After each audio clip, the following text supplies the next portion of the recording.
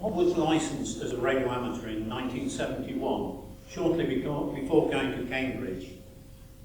Whilst at university, he was an active member of Cambridge University Wireless Society and was always keen to make the 2-mile journey to get on the air. Such was his enthusiasm that on one occasion, after walking to the shack and finding that he'd left his keys behind, being Bob, he forced the lock off the door frame rather than walking back. He was an immensely dedicated operator with particular interest in VHF-DX and all aspects of contesting. Although he lived on a modern housing estate, he was active from there on 2 metres with high power. And he has the letter from Marcham Estates complaining of TDI to the BT cable TV system to prove it. Nevertheless, he would hear and work remarkable things. He had a tremendous knack of quickly finding the rare stations amongst the general melee and could copy signals that were way down in the noise.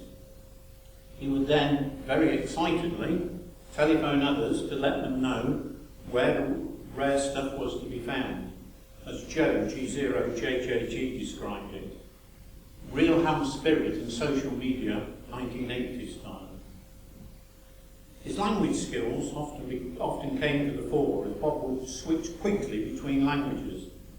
People have said that even if they called him in Swahili, he would answer in their own language.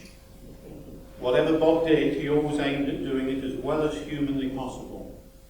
This was never displayed more so than in contesting. Bob had always dreamed of building a multi contest station. He started building a small team and acquired equipment to do multi-single events from 1988. And then over a period of 4 years, he grew this team and the equipment collection. The preparation included the groundbreaking and remarkably controversial work of linking of the UK packet cluster network to the European network, using 70 centimetres from the radio tower at Marcham across to Belgium. He further developed this in the southeast for many years to the benefit of all UK DXers and contesters until the internet took over. CQ Worldwide SSB 1991 was the first outing of the big team, and over the following years the contest team and equipment grew year by year, regularly being placed first in Europe, in spite of the station being built from scratch, field day style, every year. Finally, in 1999, the mission was accomplished, when, with 18 masts and towers and under the call sign M6T, the team broke the European CQ Worldwide SSB record, a record which went on to stand for another 12 years. This only happened because Bob constantly strove for excellence in both the station and in the operating strategy. His determination was remarkable. One year there was trouble with noise from 11 kV power lines running across the site. He berated the electricity company so hard with tales of a big team competing for the UK in an important international championship that on Friday afternoon a team showed up and changed the faulty insulators on the live line. Similarly, he pushed and pushed until the electricity company buried the 11 kV lines at White Lodge for free. He was, however, rather less impressed at how their digger ran over and squashed a 200-metre run of heat gas. During the contest, Bob was the king spotter. He would quickly find the most unusual and unexpected multipliers for the team to work before the hordes descended. And he made sure that the whole team knew just how important every multiplier was. His frustration when a multiplier was missed was remarkable, and to be somewhat fitting. After the event was over, though, there was a moment's celebration, and then Bob's thoughts turned to how to do it bigger and better next year.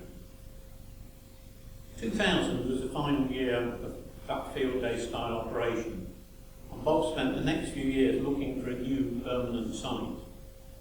After scouring the county and studying endless horizon profiles, in 2006 he eventually found a location at Saxmundham, where he bought White Lodge and began to rebuild the big station in a more permanent form. This gave a base for many more operators to experience and enjoy operating from a really competitive station, Bob's generosity came to the fore here. He was always delighted when someone would come and operate successfully from the station and put a big score on the board or work some exciting DX. As his health deteriorated and he was unable to operate for long periods himself, he really gained his satisfaction from seeing others do well and progress the development and improvement of the station. For all these reasons, Bob will be very sadly missed by all who knew him and by the wider community. And finally, I suspect that Bob is looking down at me now saying, "You've been in front of that microphone for 5 minutes and you haven't once called CPU contest." Sorry, Bob.